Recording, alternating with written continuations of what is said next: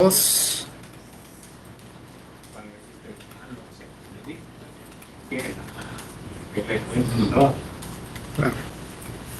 ¿Qué tal, amigos internautas de Proceso Digital y Departamento 19? Esta tarde en nuestra sala de redacción, el ex magistrado de la Corte Suprema de Justicia, abogado de la República y una voz calificada para hablar sobre estos temas legales, Ibis Disco. Bienvenido a Proceso Digital. Muchas gracias por invitarnos. Pendiente de las situaciones que ustedes quieran hacernos. Sí. Abogado, bueno, en los últimos días, las últimas semanas, nos ha concitado el tema de la estafa piramidal de Porium. Se ha dicho tanto, hemos recogido cualquier cantidad de versiones, tanto de expertos en el tema, como otros que tampoco lo son, pero viniendo de su lado, ¿qué nos podría decir sobre la institucionalidad? ¿Ha funcionado la institucionalidad del país o se ha visto en precario con este caso? Bueno, mire, en principio el tema de Corium es un tema de que hace 6 meses todo el mundo conocía, que era una comerciante individual que captaba recursos de particulares y que pagaban ciertos intereses semanales que eran intereses más allá de lo que las instituciones bancarias. El tema es que cuando se dio ya casi el final de la pirámide, entonces hay algunos que iban a salir perjudicados y se presentó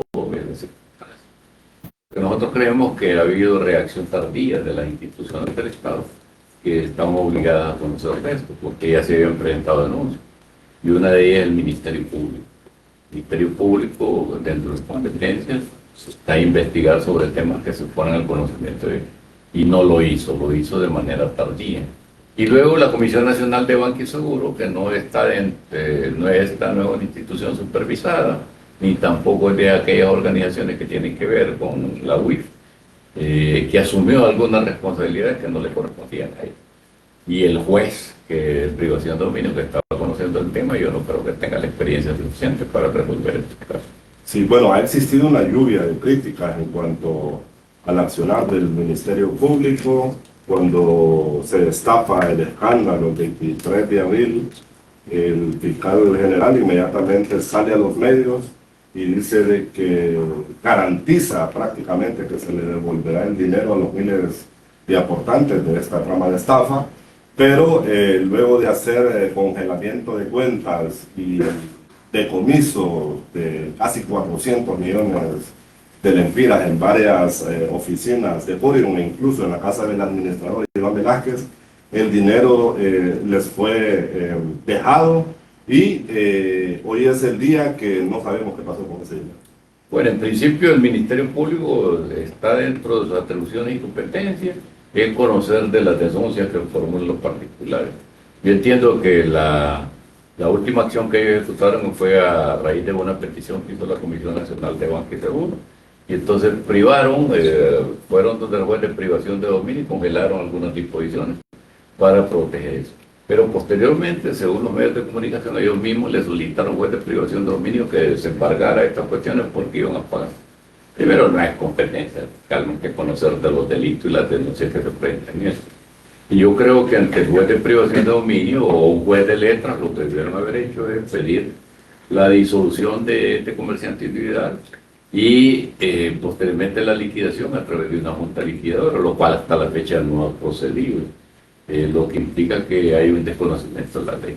Sí, y cuando desde el propio presidente de la Comisión Nacional de Banca y Seguros, Marcio Sierra, se nos dice de que el Poder Ejecutivo está afinando una ley para enviarla al Congreso y que sea con fondos del presupuesto que se pague esta estafa de índole privada, ¿cuáles son sus valoraciones legales? Mire, en principio la Comisión Nacional de Banca y Seguro solo tiene que ver con las instituciones supervisadas, que son los bancos y las compañías de seguro. Me parece que se adelantaron a algún tema de decir cómo se iba a indemnizar a esta persona y se dijo que con los recursos del Estado se le iba a volver a esta persona. En el pasado, la experiencia que tenemos es en aquellas instituciones bancarias como Bancorp, y luego Banfinan, que fue en su momento, lo que se hizo fue que se creó un fondo, FOSEDE, que se llama, que respondía a las personas que habían ahorrado con sus ahorros hasta una suma equivalente como a $10,000 por momento. Yo creo que tal vez el proceso hubiera sido, en principio, Ministerio Público la acción penal, Poder Judicial la acción que tenía que ver contra la disolución y liquidación. Y tercero, como este tema del presupuesto lo aprueba el Congreso y luego asigna las partidas correspondientes, debía haberse enviado al Congreso Nacional o dentro de los mismos diputados o el presidente o quien tuviera o el Ejecutivo un proyecto de ley para ver si hubiera, una vez concordado con todas las fuerzas políticas, si ahí iban a aprobar un decreto. Hasta el momento no ha habido nadie, todo esto está en una nebulosa, no se sabe cómo va a resolver el tema, que es un tema complejo, porque en esta no solo fue en Choloma es una parte del problema. El problema es que Choloma por ahí pasa todo el comercio nacional y luego va a Puerto Cortés y se puede dar una crisis de enormes dimensiones, no solo se trata de eso. Ese es un punto. Y el otro punto, el tema de los oficiales de cumplimiento de los bancos, aquí fallaron porque no reportaron algunas operaciones arriba de los $4,000 y ahora pueden ser operaciones sospechosas.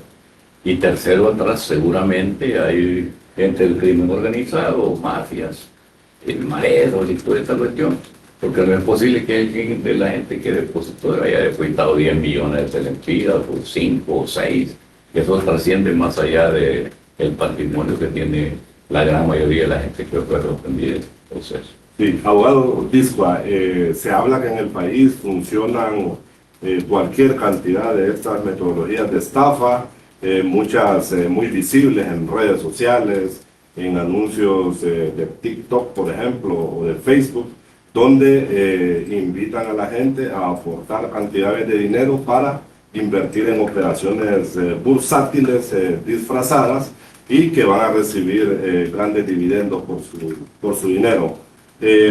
¿Ha fallado la institucionalidad en supervisar todo este tipo de estafas en el país? Mire, el mismo presidente de la Comisión Nacional de Banca y Seguro, Omar Sierra, ha dicho que hay un montón de actividades de esta naturaleza, actividades de comercio, donde, por ejemplo, están los dueños de autolotes, están los dueños de casinos, están los dueños de un montón de instituciones, que esas sí están reguladas por la Comisión Nacional de Banca y Seguro, que se vuelve insuficiente el recurso humano y el recurso técnico para poder controlar eso. Porque normalmente este tipo de actividades solo a través de la delación o a través de la denuncia que se puede lograr llegar a darse cuenta que existen esas actividades. Sí. Y cuando el mismo titular de la Comisión Nacional de Banca y Seguros dice de que ellos recibieron 2 alertas tempranas sobre la empresa Polio, pero de que no actuaron en el momento, ¿cómo lo podemos calificar?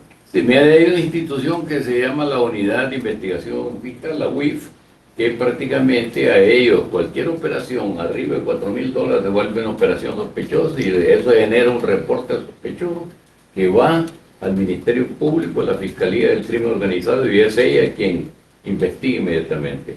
Yo lo que creo es que eso era tan público, se anunciaba por todos lados y es el fiscal que se supone que es el hombre mejor informado, pero adicionalmente es el hombre que conoce la ley, no tuvo ninguna intervención. Tuvo que esperar una denuncia del Ministerio de la Comisión Nacional de Banca y Seguro para actuar. Yo creo que aquí hay un incumplimiento de los funcionarios públicos que no actuaron de manera diligente.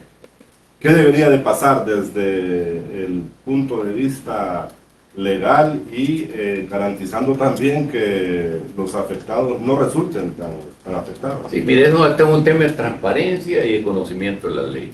Hay un instrumento auxiliar que es el Código de Comercio que ya establece que se procede, porque estas son sociedades irregulares que tienen una actividad ilícita al final y que ya el mismo Código establece que ese tipo de sociedades que actúan de manera ilícita hay que disolverlas, liquidar.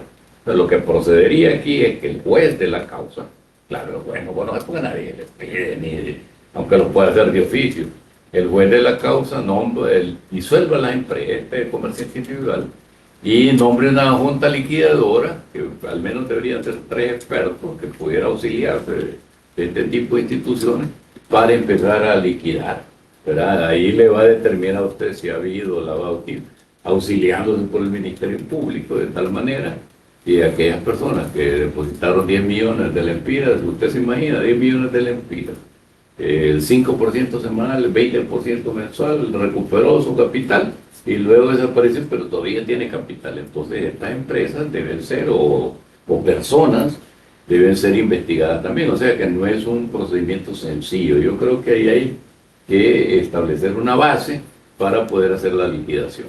Sí, bueno, y uno se pregunta que cuando uno hace un trámite en un banco, por muy pequeño que sea, 100.000 lempiras que usted quiera depositar, transferir, hace cualquier cantidad de trámites y como Corium se habla de que movió hasta 3.000, 4.000 millones de dólares, de lempiras, perdón, y no hubo quien dijera de que eran transacciones ilícitas.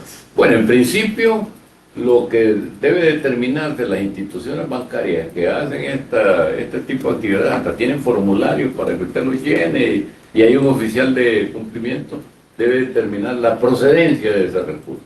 Si la procedencia del recurso no se justifica, entonces inmediatamente pasa a la unidad de investigación fiscal para que sean ellos a través con el Ministerio Público que investiguen la procedencia del recurso y determinar si hay un requerimiento fiscal. Esto es lo que no se ha hecho. Hasta ahora se está haciendo de manera tardía. Va a ser un proceso difícil.